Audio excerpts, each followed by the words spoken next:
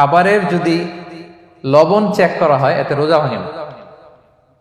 তবে ঘরে আপনারা এটা ট্রাই করবেন না, এটা রেকমেন্ডেড না। এটা কখন রেকমেন্ডেড? এটা বড় শেফদের জন্য। লেটস সে রমাদানে 1000 লোকের বিরিয়ানি করা হবে, আল্লাহর বান্দারা রোজাদাররা খাবে, এটা লবণ বেশি হলে খাইতে পারবে?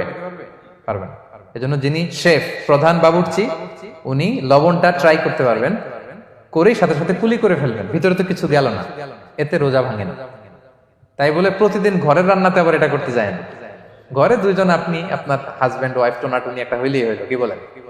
লবণ বেশি হবে কম হবে, কিন্তু বড় প্রোগ্রাম, অনেক রোজাদাররা একসাথে ইফতারি করবে, এটা তো লবণাক্ত হইলে খাওয়া যাবে না। তো সেক্ষেত্রে শেফ যদি জাস্ট জিব্বা দিয়ে লবণটা একটু ট্রাই করে নেয় যে অ্যাড করতে হবে না, ঠিক আছে, সাথে সাথে কুলি করে ফেলে, রোজা ভাঙবে না। দলিল কি? দলিল হচ্ছে কাঁচা ডালের মেসওয়াক। রাসূল সাল্লাল্লাহু আলাইহি ওয়াসাল্লাম কাঁচা ডালের জাইতুনের মেসওয়াক দিয়ে তিনি সেওয়াক দিয়ে মেসওয়াক করতেন। তো কাঁচা জাইতুনের আপনারা মেসওয়াক করছেন, এটা কিন্তু অনেক লবণাক্ত, সল্টি, এটার মধ্যে একটা ঝাঁঝালো ভাব আছে। তো এটা আপনার জিহ্বায় লাগলে কি রোজা ভেঙে যায়? ভাঙে না।